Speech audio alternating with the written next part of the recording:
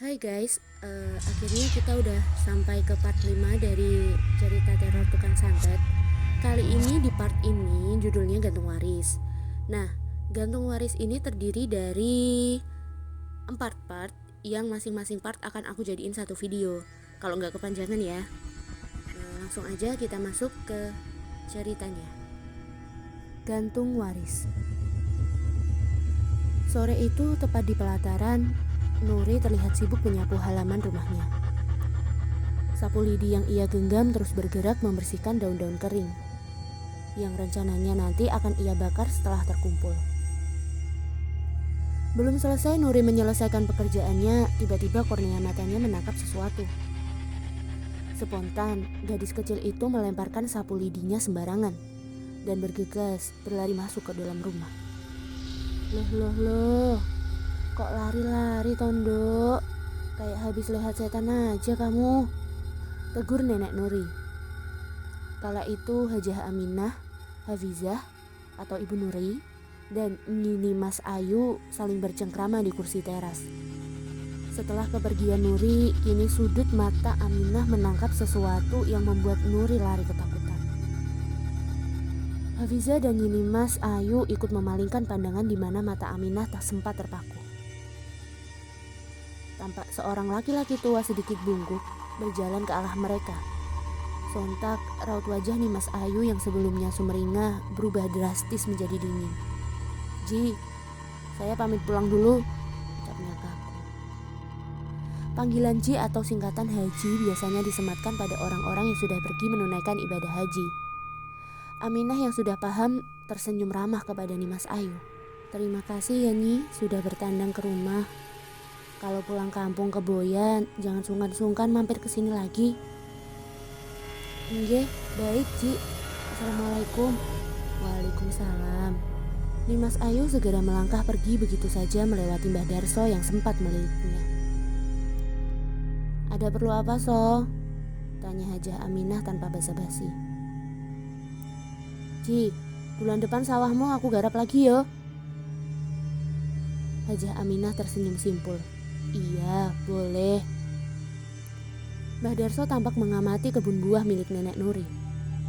"Ji, kayaknya pohon buah merah kamu berbunga banyak. Kalau sudah panen, aku minta hasilnya setengah ya."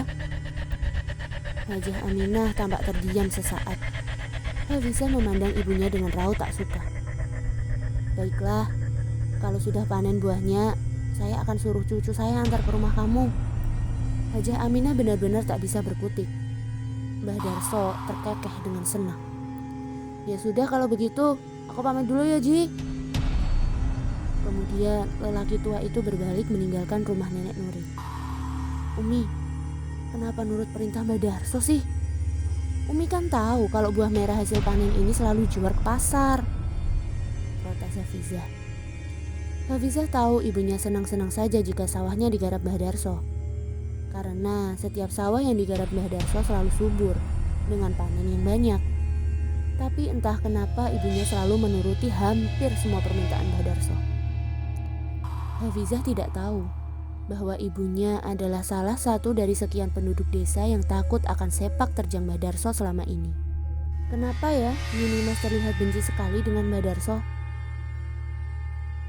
Hajah Aminah menghela nafas. Wajar saja Hafizah kurang tahu menahu tentang peristiwa yang menimpa Nimas Ayu. Karena Hafizah belum lahir waktu itu. Ingatannya menerawang kejadian 35 tahun silam. Flashback. Namanya Nimas Ayu. Dia adalah keturunan asli suku Melayu. Keluarga kakeknya merantau ke Pulau Boyan dari Malaysia sudah sejak lama.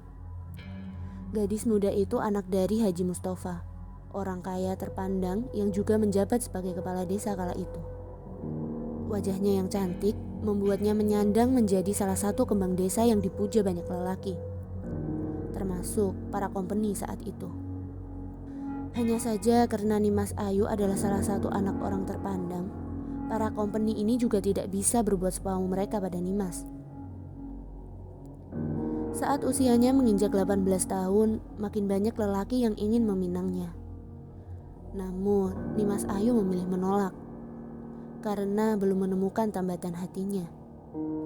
Orang tuanya pun tak memaksakan kehendak pada anaknya.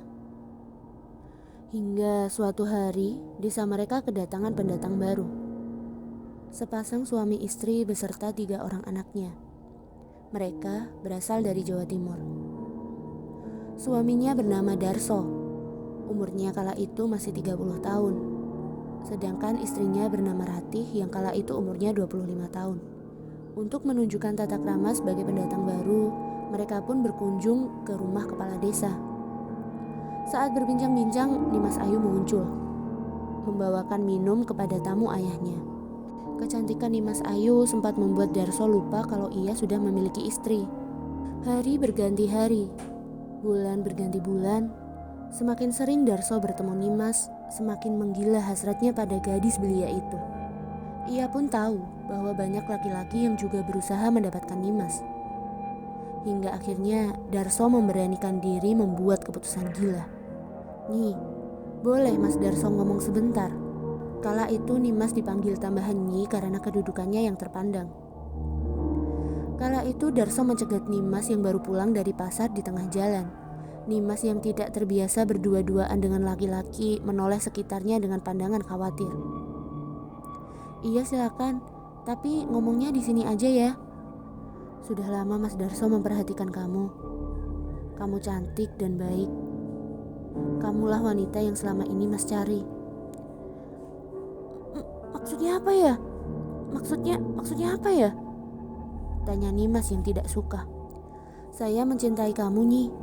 Saya berniat melamar dan menikahimu," ucap Darso penuh kepercayaan diri.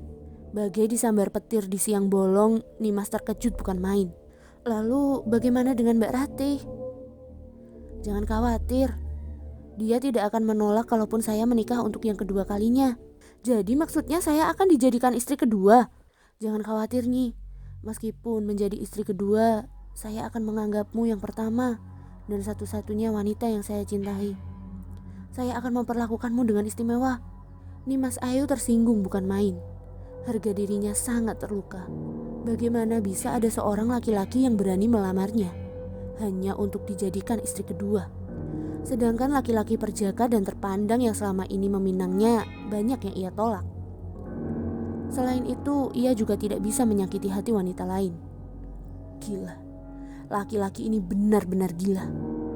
"Maaf Mas Darso, saya menolak. Saya tidak menerima laki-laki yang sudah beristri menjadi suami saya. Permisi." Nimas Ayu meninggalkan Darso dengan kemurkaan yang melambung tinggi di ujung kepala. Oke guys, part A dari Gantung Waris udah selesai. Kita akan lanjut ke part B. Tetap tungguin. Terima kasih.